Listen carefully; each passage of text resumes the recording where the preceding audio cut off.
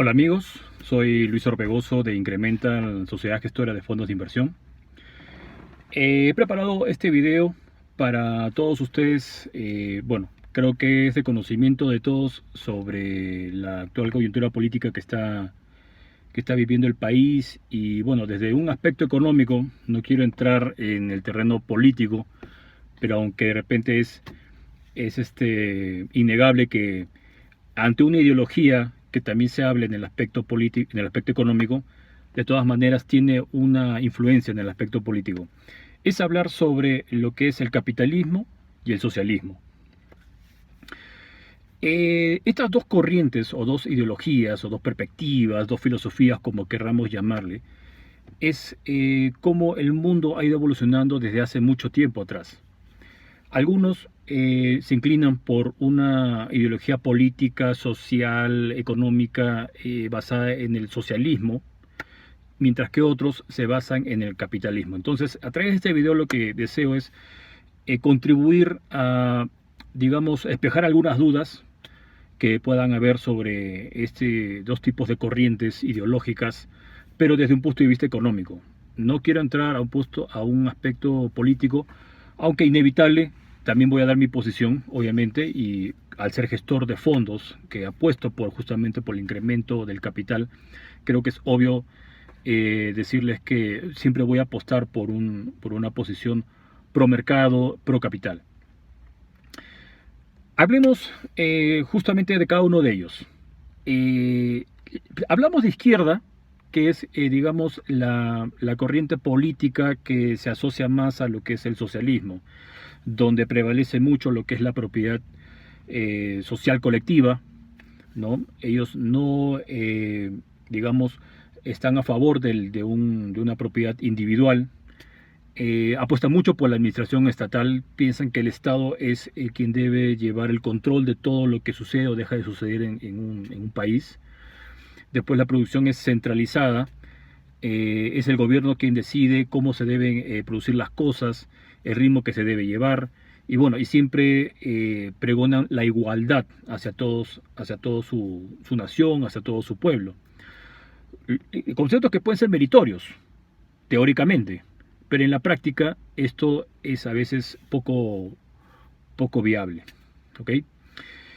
Ahora, ¿qué es la derecha o lo que aplica o pregona lo que es el capitalismo? El capitalismo, por el contrario, sí apuesta por la propiedad individual, por la propiedad privada, apuesta por el libre mercado, donde el libre mercado es justamente tener esa apertura hacia otros países, otras empresas transnacionales que puedan venir a tu país y hacer comercio, dándole trabajo a la gente a través de inversiones, como vamos a ver más adelante. Y bueno, y así se genera la productividad competitiva, es decir, hace competir a las empresas transnacionales con las empresas nacionales de esa manera. Y de esa forma se va generando la capitalización, no solo de las empresas, sino también de las personas que son parte de todo el sistema capitalista. Hasta aquí pueden haber muchas posiciones, les estoy dando simplemente una cápite o una redacción de lo que desde mi punto de vista son cada una. No quiero entrar en detalles, simplemente estoy dando generalidades, pero que a muchas personas les puede ayudar justamente para saber las diferencias entre uno y otro. Esto justamente nos lleva al tema pues del espectro político, ¿no? Siempre los de derecha son más adeptos al libre mercado, mientras que los de izquierda o de ultraizquierda al socialismo, y más allá estamos hablando del comunismo. Particularmente, a pesar de que yo soy un hombre pro capital, soy un gestor de fondos y siempre voy a apostar por el incremento y la generación de riqueza, sí soy un convencido de que las condiciones, las oportunidades sí tienen que ser para todos, pero el premio, los logros y la retribución tiene que ser para aquel que se desenvuelva mejor. En ese sentido, no todos pueden conseguir lo mismo. Siempre hay alguien que va a destacar más. Eso sucede también en la naturaleza, a través de la selección natural. Entonces, les doy estos alcances justamente para dar mi posición también, la cual puede de repente contravenir con muchos de ustedes, pero hagámoslo de buena fe y con el mejor espíritu. Acá quiero comentar esto que les muestro, que es el famoso ciclo virtuoso de la economía de libre mercado. Acá ya hablamos de lo que es, digamos, la base o, digamos, el flujo del capitalismo, ¿no? El capitalismo nace con la inversión, porque al venir ya sea una empresa transnacional o uno mismo, al invertir en algún negocio para satisfacer la necesidad de un grupo de personas a cambio de dinero, se crea justamente ese evento de invertir para generar una empresa y que a su vez tú vas a contratar gente para que te ayuden a dar ese servicio o elaborar ese producto. Y por ende estás dando empleo, le estás dando un quehacer, una ocupación a esa persona. Y esa persona o grupo de personas tienen ese empleo, el cual les da poder adquisitivo, porque al intercambiar lo que ellos hacen, sus capacidades, su tiempo por dinero, con eso ellos tienen poder adquisitivo. Y con ese poder adquisitivo ellos consumen, van y compran productos, servicios, de acuerdo a sus necesidades. Y ese consumo genera justamente la rentabilidad de las empresas. Y al haber nuevamente esa rentabilidad en las empresas, llama a que ya sea las personas, empresas o incluso países vuelvan a invertir. Y así es como se genera el ciclo virtuoso. Hasta aquí es lo que yo sustento y por lo cual soy adepto a este tipo de posición o de corriente económica y también, digamos, por correlación también política, porque es la forma como el mundo ha evolucionado, a través de la competitividad, la creación y la imaginación por satisfacer necesidades del mundo a través de todos estos siglos. Muchos pueden pensar de que, o pueden tener una válida posición de que a veces el capitalismo es dañino, explota a la gente, y también no les quito razón. Es cierto, hay muchas empresas que han sido depredadoras, capitalistas, y también no comparto eso. Yo creo de que debe haber un término medio, el llamado centro, el equilibrio de las cosas. En el mundo todo es equilibrio. Entonces, yo sí creo de que el libre mercado funciona, pero tiene que ser con responsabilidad y criterio de tanto los empresarios como que también de la gente que se emplea o trabaja. Entonces, el mundo está en ese tira y jala desde hace mucho tiempo. Y yo creo que es hora de llegar a un consenso para que las cosas funcionen, como en muchos países funcionan. Muchos países funcionan, por ejemplo los países nórdicos, que mucha gente piensa que son socialistas y no lo son. Son países que son abiertos al mercado, que protegen la propiedad privada, pero tienen fuertes leyes sociales, porque sus políticos llegaron a entender de que su función no es meterse en el mercado, no es controlar precios, no es ejercer excesivo control sobre los agentes económicos, sino es justamente recabar a través de impuestos y otras regalías ese dinero y utilizarlo bien y llevarlo hacia la gente que lo necesita para que le dé las condiciones necesarias y ellos puedan surgir, ellos puedan competir también de acuerdo a sus capacidades y habilidades. De eso se trata y así ha evolucionado el mundo. Es mi posición y la comparto con ustedes. Hablemos ahora del famoso Producto Bruto Interno. El Producto Bruto Interno es, digamos, el indicador con el cual los países se miden en cuanto a su evolución económica en el tiempo o año tras año. El Producto Bruto Interno, para los que no saben o no dominan, les muestro en líneas generales qué consiste y qué significa. Está compuesto por cuatro grandes segmentos. El primero es el gasto público. El gasto público es lo que el Estado va a gastar para diversas cosas, ya sea inversiones, proyectos, infraestructura, todo lo que el Estado destina en favor del país. Colegios, hospitales, puentes, vías, todo aquello que va a ayudar que la gente pueda trabajar y tener un mejor nivel de vida socialmente. La inversión o inversión privada es justamente que vengan empresas extranjeras, personas de gran poder adquisitivo e inviertan ya en empresa, satisfagan necesidades dentro de ese país. Es decir, entre el Estado y la propiedad privada generan justamente esa corriente de inversión para generar empleo y, como hemos explicado anteriormente, el famoso círculo virtuoso del libre mercado. El Estado no puede hacerlo solo, porque no tendría el dinero suficiente y el control para poder realizar todas esas actividades. Y lo hemos visto en el pasado, ya sea en nuestro país o en otros. Por ejemplo, les doy un ejemplo reciente y aquellos que puedan investigar. Venezuela, a través de su famosa empresa de petrolera, PDVSA, que si no me equivoco se llama, ya están entrando en problemas. Necesitan inversión, porque sus reservas de petróleo que no han sabido explotar o explorar durante mucho tiempo, le está pasando la factura. Ahorita la producción o la calidad de petróleo y de gasolina en Venezuela es pésima. Entonces ahí podemos ver de que el Estado no es eficiente. Podría serlo, pero hasta el momento no he visto, quizás algunos de ustedes sí, pero el factor común es que el Estado es muy poco eficiente en el manejo de empresas estatales. Pero lo que sí puede hacer es justamente controlar o aplicar bien ese dinero que recibe de la empresa privada en favor de la población, en favor de mejorar las condiciones y oportunidades para su gente y ellos puedan competir. También tenemos otro factor importante del PBI o Producto Bruto Interno, es el consumo interno, que es justamente la capacidad adquisitiva que tiene la población para consumir.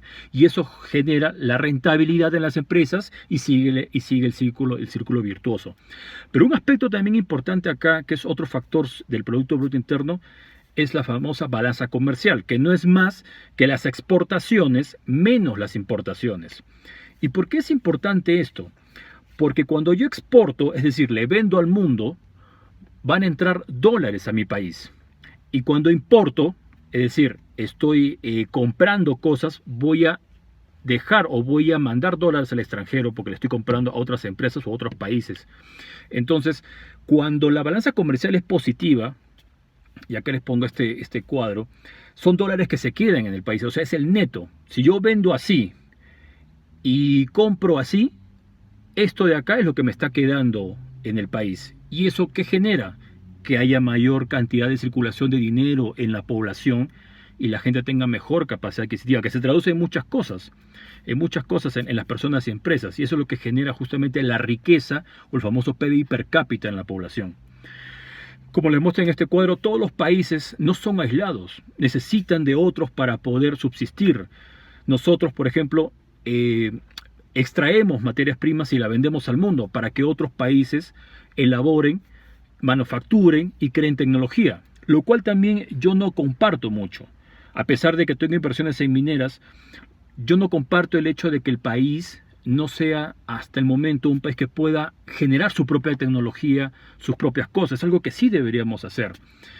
Tenemos las materias primas, podemos seguirlas vendiendo, podemos generar que las empresas puedan venir a explotar y llevar la materia prima y venderla, pero también nosotros podemos generar empresas, invitar a empresas que hagan tecnología. Puede ser el mismo Estado crear una empresa o invitar a otras. Y ya no toda la materia prima se iría al extranjero, se quedaría acá y es mucho más barata. Entonces hay muchas formas. No, como les digo, los extremos son malos. Los extremos son malos, pero todo nace en la capacidad económica que tenga una persona, un país o una empresa para salir adelante. No podemos cerrarnos al mundo. Por ejemplo, aquí les muestro este cuadro justamente entre exportaciones e importaciones de los últimos meses. Podemos ver que a marzo del 2021 de este año, la balanza comercial ha tenido un superávit de más de 9.000 millones de dólares. Son 9.000 millones de dólares que quedan en nuestra economía. Cuando esto es al revés, son dólares que se van de nuestra economía y la gente tiene menos poder adquisitivo. Por eso es importante de que las empresas extranjeras puedan seguir trabajando. Que la puede hacer el Estado también, pero hemos visto de que el Estado no es eficiente en muchos años anteriores y es poco probable que lo sea en los años que vienen. Es una posición personal.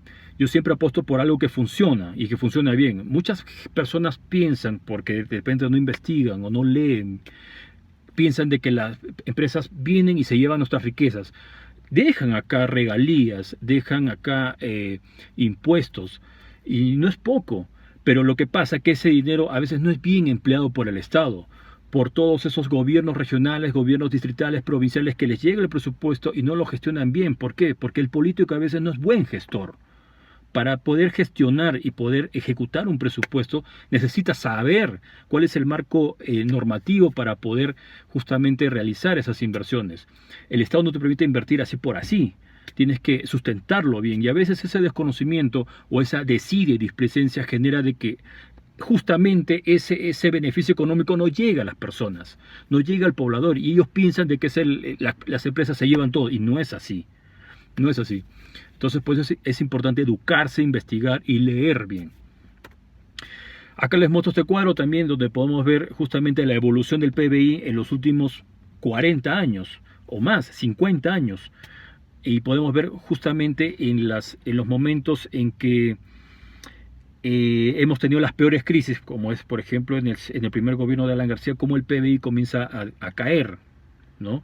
Y luego justamente de que superamos toda esa situación y el Perú se abrió a un nuevo mercado, se abrió al mundo, porque hasta este tiempo, con la anterior constitución, el Perú era muy cerrado en temas comerciales, pero luego de eso el PIB siguió creciendo y creciendo y creciendo, a pesar de que el ciclo de las materias primas tuvo también muchos altibajos fuertes. Y bueno, vemos acá cómo cae justamente el PBI, pero a consecuencia de la pandemia.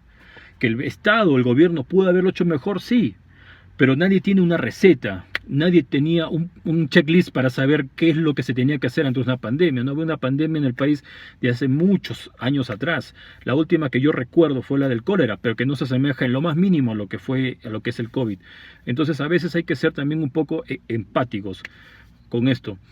Entonces, a veces porque la gente no ve, se han perdido empleos, el Estado no llega como debe ser, le echan la culpa al gobierno, pero en realidad esto ha sido un tema mundial, que nos recuperaremos, claro que sí, pero no puede ser la justificación para poder llevarnos hacia un sistema o hacia una ideología que nos puede hacer mucho daño. Mi apreciación final justamente de esto es de que las ideologías son relativas. Más pesan los intereses, desde mi punto de vista. Al final el ser humano siempre se lleva por intereses. Lo ha hecho desde que ha nacido en la faz de la Tierra hasta nuestros días. Somos así, esa es nuestra naturaleza. Pero también tenemos el raciocinio para poder pensar qué es bueno y qué es malo. Los extremos no son buenos. Después, todo equilibrio es mejor en todo aspecto, pero es difícil mantenerlo. Como dice ese viejo refrán, la cabra siempre jala o siempre va para el monte.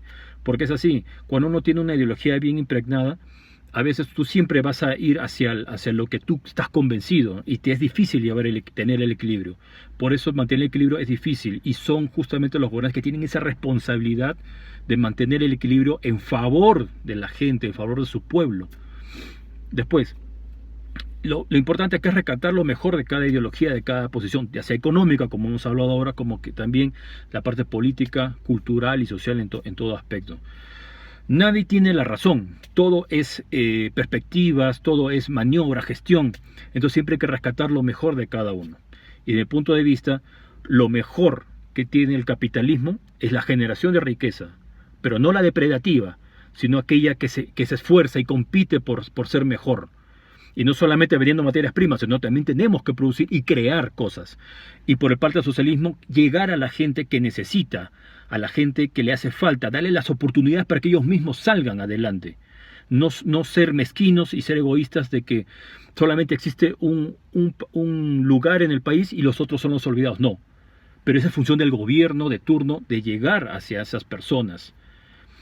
Después, el que mucho abarca poco aprieta, y esto va justamente hacia el Estado socialista, como son muchos países que ya conocemos, Cuba, Venezuela, Nicaragua, Argentina ahora. El Estado no puede meterse en todo, es difícil controlar todo. Creo que eso es razonable desde mi punto de vista y muchos de repente lo compartirán. Y quienes no, vean la historia. El Estado generalmente no es eficiente y es mejor dárselo a la empresa privada que lo haga, pero con condiciones favorables para ambos. Para ambos. Y antes de criticar o antes de creer que lo que alguien está diciendo es cierto, investiguemos y leamos. Muy bien, amigos, espero de que esto haya contribuido a muchos de ustedes a conocer un poco más la diferencia entre cada ideología. No quiero entrar en un debate político, no es el objetivo de esto, pero obviamente las opiniones acá y debatir y justamente intercambiar opiniones alturadamente y saludablemente es lo mejor para crecer como personas. Muchas gracias y hasta un próximo video.